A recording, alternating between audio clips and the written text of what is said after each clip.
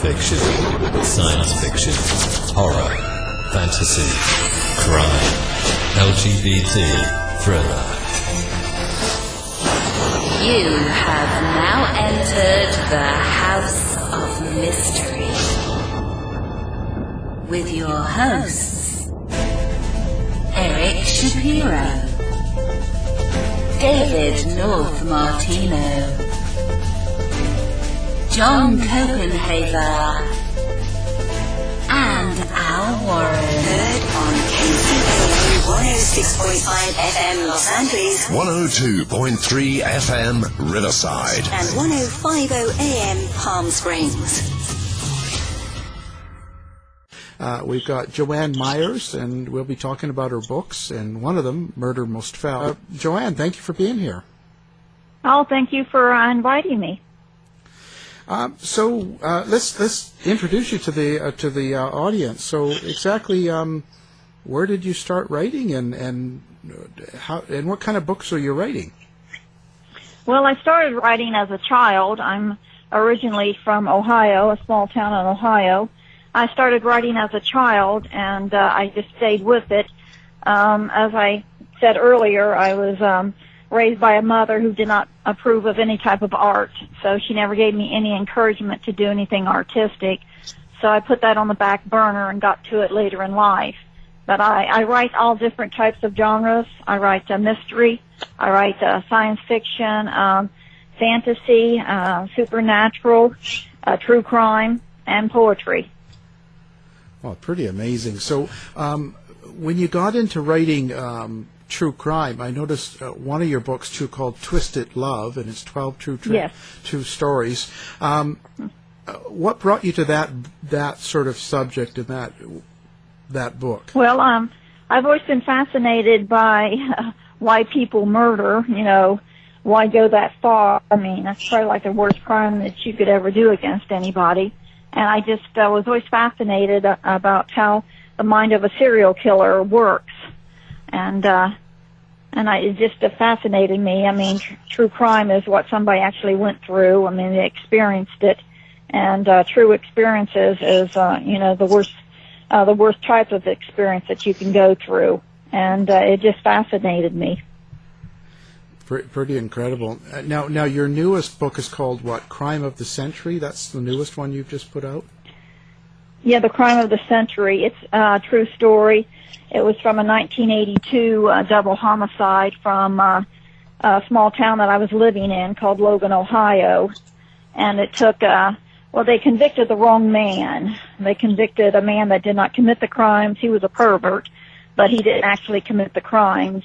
And he went to prison anyway. He was sentenced to death row.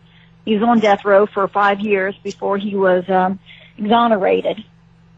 And then in 2009, I believe, is when DNA was used to test some of the evidence that was found at the crime scene, and it came back to matching two local men who I knew those men from living in that town.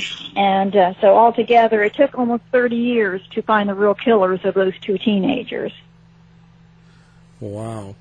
So he wasn't a very good man, you're saying. He was a pervert, so he was kind of a bad person already? Right. He was a stepfather, and he wasn't a good person. He had been molesting the girl. He had threatened all her boyfriends and things like that. I mean, he intimidated a lot of people, and the community hated him, hated his wife because she knew about the molestation, and she put up with it and didn't stop it, and their entire lives were ruined by the arrest. They lost everything, their property. When he was convicted, the wife divorced him, and they moved to separate states. And so he had a hard life and everything like that. But, again, I don't know, he wasn't a good person, so I'm not really sure what to say about that. Hi, Joanne, it's Julie. If I may just take you back a couple of steps in terms of your own experiences. Okay. You described this kind of creative flair. I've had a look at your webpage, and you certainly have an extensive resume, if you might like to call it, of different things that you do. And you've described being very creative from a very young age. and having parents that really were quite opposing of this. They didn't understand the need for it and therefore weren't helpful. But there must have been somebody that supported you or continued that drive within you to help you achieve what you have done today. So who was that person that you looked up to? Well, I can't say I looked up at anybody. I didn't have a role model. I never had a role model. It was just something that I wanted to do. It was always just me, something that I needed to do to be happy. And writing is really the only thing that keeps my interest. I can't really do anything but besides write. I work outside the home and all that, but I can't think of anybody that, gave me encouragement or anything like that. Was there anybody that you would look up to, though, because it's not just writing, you've drawn, you've been in some acting roles, so the creativity is quite vast. So is there somebody that you would have looked up to as a youngster, somebody that you would want to be like? No, I think it was just fascinated with different things, how people paint. I love art. I love all the old painters, and Van Gogh and Monet and all them. And the actresses, the acting, I've always been interested. I love watching TV. I love movies. And I love putting, life into a fictitious character. And I just always thought it would be great, to be up on the silver screen and doing things like that. And as a child, I performed in school plays, things like that. One of the things on your website that intrigued me is, and forgive me because this is not critical, it's trying to understand. It's that you take inspiration when you have writer's block. You tell people to take inspiration from true life experiences that may be depicted in television programs. And the reason that I was interested in that is because I generally tend to do a lot of the paranormal interviews on House Mystery, and that was interesting to me that you talked about some of them being true life, and when we talk about some of them being true life, it means that we're saying others aren't. So how do you choose what ones to write about when the inspiration is actually not from your own investigation, but from the investigation of others? Yes, it's from the investigation of others. You meet people going through life, you work with people, you go to school with people, and, they do things, they tell you things, and I just take bits and pieces of what I've seen and heard over the years and just turn it into a story somehow. So, but other than true stories, or some of them are true, yes. Some of them are true stories, things that happened to my friends or my school classmates or something like that. And I take those true stories and I add to it. So a lot of them are based on people that I've met over the years. Okay, so there'll be components that are true, but you embellish them for the storyline. Yeah, a lot of times I do, yes. And have you thought about doing? With your interest in the fantasy and of ghosts and spirits, the world of the paranormal, have you thought about doing interviews with people and recording first-hand accounts and telling them as they record Because one of the things that I've found over many years of investigating the paranormal is this false sense of, we depict other people's accounts, but we don't test it out. And we only actually go to investigate somebody else's memory of something. We don't walk into a room and suddenly say, oh yes, this is a brand new property, no history, nothing, and we're going to investigate here today. No, there's been no reported activity, but we're just going to do it for the sake of it, and I'm sure we'll find something. We don't do that. We hear an account, and then we go and we revisit and we investigate somebody else's experience and memory. So have you thought about doing anything along that line where you don't have to embellish it because you're looking at something more factual? No, I haven't done that. I've tried to interview people with my true crime book, The Crime of the Century, and all I got was a bunch of closed doors and everything. Nobody wanted to talk about it. Nobody wanted to be interviewed and things like that. So that was a big disappointment. Nobody just wanted to get involved with it. I don't know if it's because it came from a small town or because it's such a heinous crime. I don't know, but I usually get turned away. If I try to contact people, I usually just get turned away. And so did you have the same experience with Murder Most Foul? Murder Most Foul, no, Murder Most Foul is a fictitious book based on that true crime and everything. And, yes, so it's a mystery, it's a detective crime novel is what that is. So you found it easier to write because you didn't have to go and approach people for actual facts, so you could just base it on a true crime and right. That's how yes, that's how I wrote Murder Most Foul. The other ones I researched and things like that to find out the facts about them, but it's not easy trying to locate people. I've never had luck in it. I've called around and tried to get photographs from newspaper clippings and things like that, and I couldn't get anything. Nobody wanted anything to do with it. So I just had to do things my way to get anything done. So in the in this Crime of the Century book, what was the murder like? Maybe explain the scenario of what happened.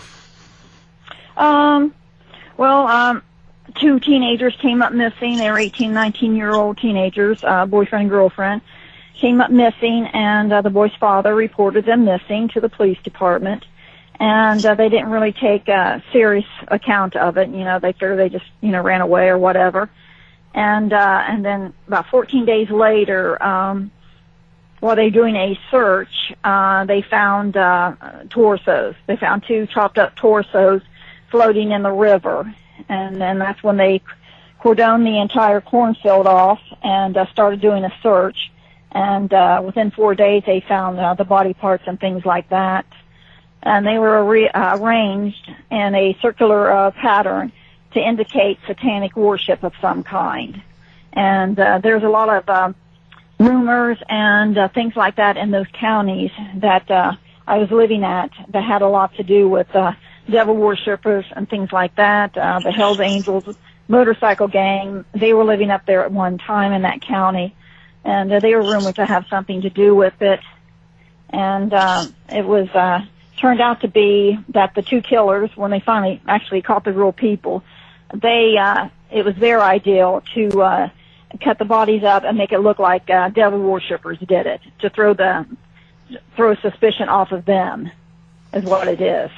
So, Joanne, how much research did you have to do to understand satanic rituals, devil worship, gangs? Oh, I did. I watched documentaries. I went to the library and looked it up in different books and things like that. So now you said that they arrested the wrong guy and convicted him and stuff. How did the town feel at the time that this was all going on? Were they really scared of satanic sort of thing going on, or did they believe it, or what was? Well, yes, some of them believed it. Well, when it first happened, after the torsos were found, they closed the schools down and wouldn't let anybody go back to school for a couple of weeks. They figured they would have it solved by then, but they didn't, and they finally realized that you can't keep kids out of school, because they may never solve this double homicide. So they let the kids go back to school, but it was under supervised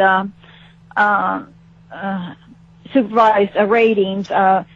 Volunteer parents came out, and they walked kids to school. There was parents on all the corners watching the children. They had a lot of extra police on duty. And right after school let out, everybody was, expected to go home right then and there. You couldn't linger around.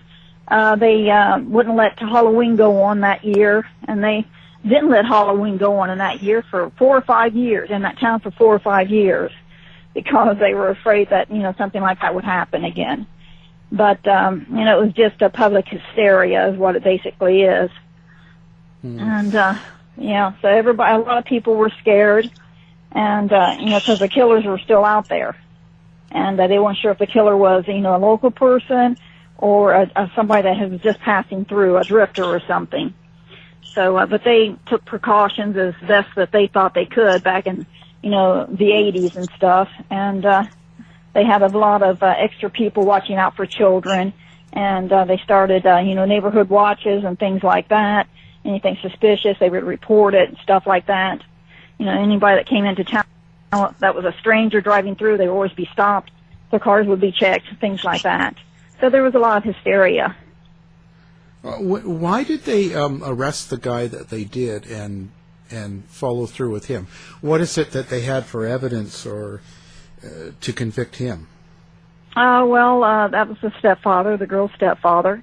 And she had been telling people at school, classmates and teachers, that he had been molesting her since she was about 11. And they figure, and at the time, police figured, well, if he's molesting her, he must have killed her too. And ex-boyfriends of the girl, they came forward and said that the stepfather had threatened to castrate them if they were having sex with the girl. And he would, the boys, when they would pick the girl up at their trailer and stuff, they would go inside, and the stepfather would be in there cleaning his guns right in front of the boy and stuff like that. And the man just intimidated everybody that the girl went out with. And he grabbed a hold of a couple of them and shook them up real good and things like that. So he was just basically a bully. Yeah, but did they actually have any evidence, or what was? It was just because of who he was, is that why they were suspicious then? Yes, it was a case of circumstantial evidence. There was no evidence of his DNA being found at the cornfield. But this was back in '82. They didn't really use DNA then, and they couldn't really do anything for the blood either, the blood types and things like that. But it was just basically circumstantial evidence. And witnesses came forward and said, yes, I saw him, threaten the two teenagers and force them into, a car that matches this man's car. Well, that turned out to be not true. But the man swore by his statement, and he got $8,000 reward out of it. And it turned out not to even, be him. It was just somebody else that might have looked like the stepfather or looked like the two teenagers, but there was no connection. But the man got the $8,000 out of it, and he testified in court under oath that, yes, he saw the stepfather force those two teenagers into the car by gunpoint and drive off. So people testified against him. He was caught in lies. He said he had never left his property on the day of the murders, and that turned out to be a lie because he was at a gas station paying for gasoline with a check, and the date was on the check. So police, caught him in, lies, things like that. But there was no physical evidence, DNA or anything like that found at the crime scene that belonged to the stepfather. It was just basic his lies and his attitude toward the case. He didn't have a good attitude. He wanted to go and help with the search party when they first had the initial search party, and the police said, "Well, do you really want to do that since they've been missing for several days?" And he said, "Yes, seeing dead people don't bother me because I used to drive a hearse for a funeral home, and seeing dead people don't bother me, and that's not really something you should say if you got a missing teenager." And it was just he told people he was psychic. Who's going to believe that? And that turned out not to be true. And they did bring psychics in. They brought at least 2 psychics in to testify in court and things like that. And everybody was just against the stepfather. His strange behavior is what made the police focus on him. His attitude, his words, his behavior is what focused the police on him. So after he was convicted in that, what led them to decide to search for DNA years later, and who was behind that? Like, why did it happen? I'm not sure who was behind it. Let me see. Her name was Judy.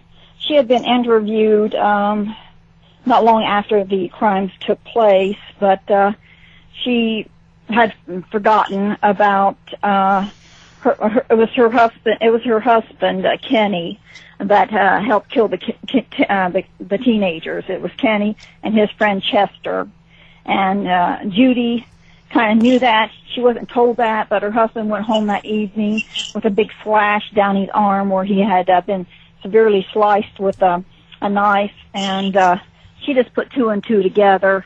The friend left town right away, and it was years later when she had always been in trouble with the law for drugs and things like that.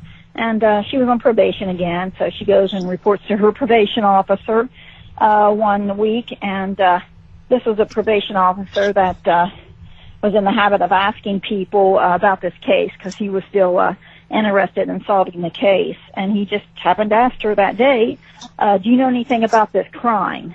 And that's when she said, oh, yeah, I remember. That was my husband's friend, Chester. He had something to do with it. That's what I always thought. I mean, she wasn't sure. She wasn't there when the murder took place, but her husband and his friend Chester are the ones that she always suspected. And she just kept her mouth shut for, her own personal reasons. And that's basically how they started investigating Chester. And when they tracked him down, he was in a out-of-state prison for raping young girls. He had had a sex problem in his entire life. And according to police, when they went and talked to him about the murders, he said, what took you so long? It's like he had been waiting all those years for them to arrest him on this charge. He admitted to it right up front. So I don't think he didn't even have to go to court. He just took a plea bargain. I think he got an extra 25 years out of it or something. He's still in prison. He'll probably die there. And that's basically how it got started. Judy is the one that finally broke down and remembered things, and that's when they started testing the DNA at the cornfield that they had found, and it matched her husband's DNA from where he had sliced his arm and stuff. And that happened when they were chopping up the bodies, because Kenny did not know how to do that. And Lester, he was a big hunter. He knew how to slice body parts off and things like that, skin deer and stuff. And so that's why one of the bodies was all chopped up and sloppy, and the other body was well sliced up, like a surgeon would do. And so that's how they knew there was more than one person involved. But a devil worshipper was brought into the case, and he said he believed it was an entire coven of witches that did it. But it turned out to be two men. And Kenny accidentally sliced his arm while he was chopping up one of the bodies. He blamed everything on Chester. Chester took out this gun, and I saw him shoot these two kids, and I was afraid he's going to shoot me, so I did what he told me to do to keep from dying. They blamed it on each other is basically what happened. Okay. So nobody really knows but them, whose idea was it. But Kenny always said it was Chester that had the gun, that he was after sex from the girl at that time. And the girl's boyfriend got in the middle of it, and Chester whipped out a gun and shot him twice and got him out of the way. And then he started shooting at the girl because she started screaming and freaking out. So that's how that happened. So now, what happened? So the guy that got convicted and was on death row, and then now they found out he didn't do it. What's happened to him since then? Do we know where he's at now and how he lived after? Well, he remarried. He did sue. He got an undisclosed amount of money for wrongful imprisonment. I do believe he passed away a couple of years ago, though. He was in his 80s. I believe I read that somewhere. And he had tried for several years to get out of prison and stuff, but the Ohio senator would not allow it. The governor, he would not allow it, and the appeals were always turned down.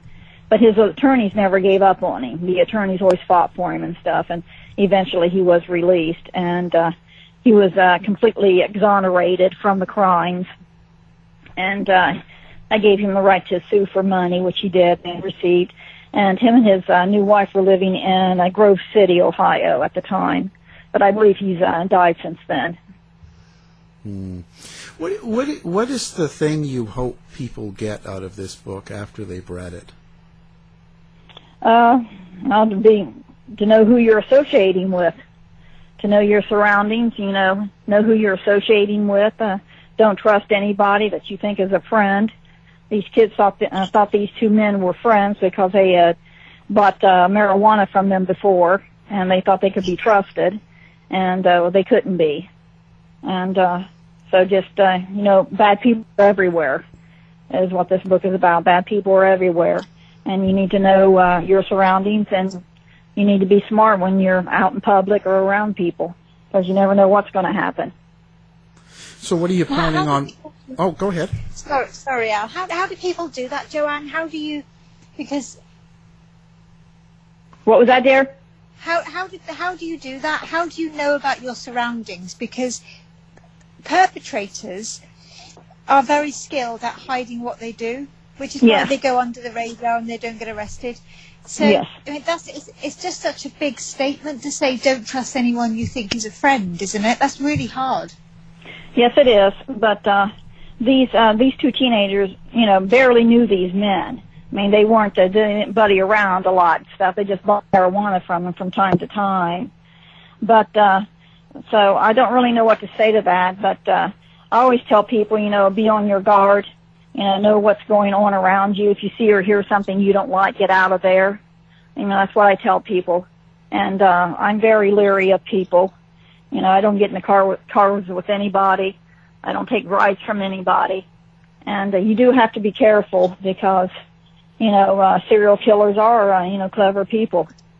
Absolutely. And it's about being proportionate, isn't it? Not everybody's a serial killer. Not everybody's going to cause harm.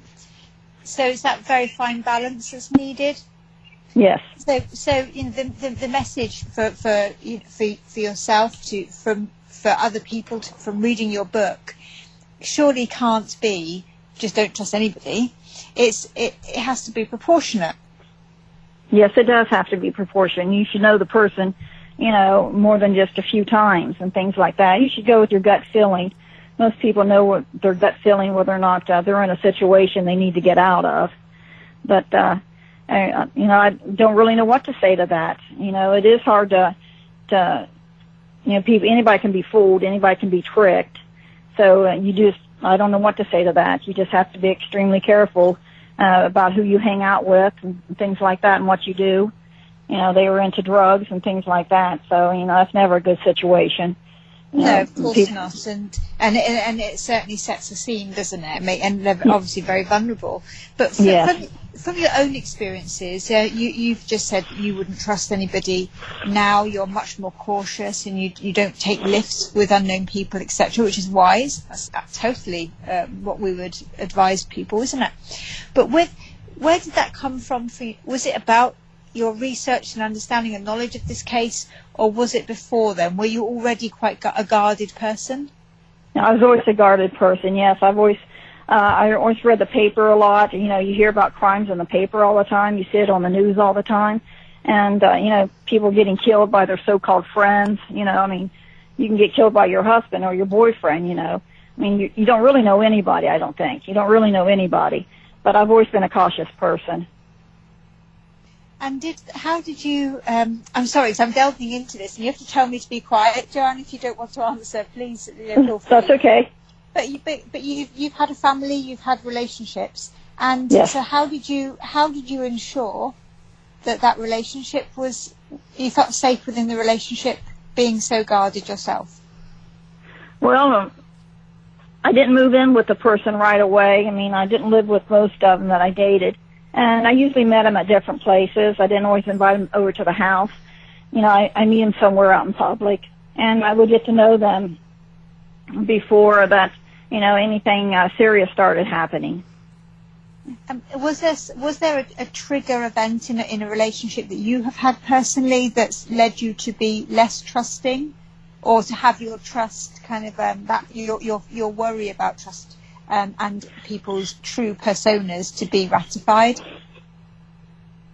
Well, I was married once at a young age, and that was a big disappointment. So I might have triggered, my relationships with men about being careful about who I choose to date and things like that.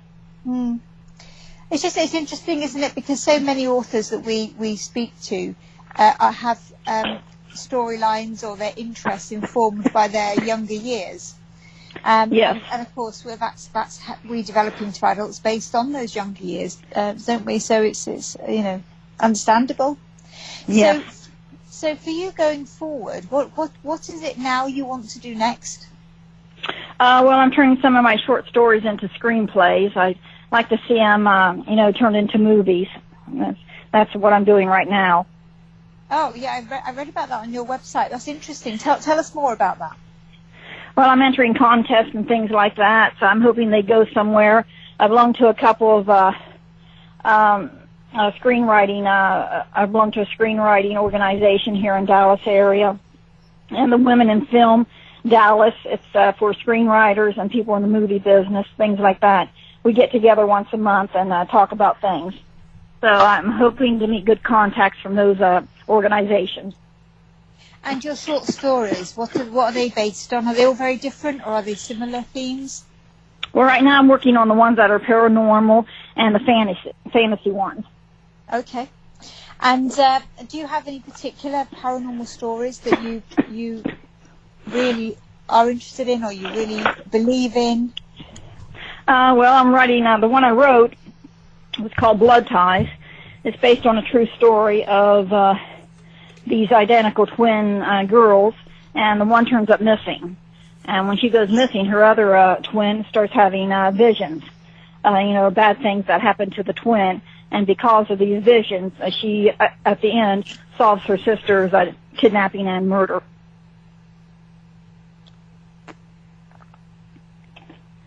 So there's a lot of twists and turns to that. She disguises herself to look like her twin, to go out to meet her twin's friends and everything, because the twin is separated from her husband. She's turning kind of wild and doing things that she really shouldn't be doing, going to places she shouldn't be going. So the twin disguises herself as the missing twin and gets involved with, the seedy side of life, things like that. And there's things that, puts her in danger, but she's still willing to do that to find out what happened to her missing twin. That's fascinating. How about let's give the listeners you have a website, so tell them what the website is, so if they want to come look you up or see some of your work. Okay, it's www.booksandpaintingsbyjoanne.com. Fantastic. And of course, we'll have your book on our website as well, so people listening can just do one click and pick up the book and go to your website. Again, our guest has been author Joanne Myers. Thank you for being here. You're welcome, and thank you for having me. You have a great evening now. To find out more about our show, guests, or to listen to past shows from our archive, please go to www.houseofmysteryradio.com.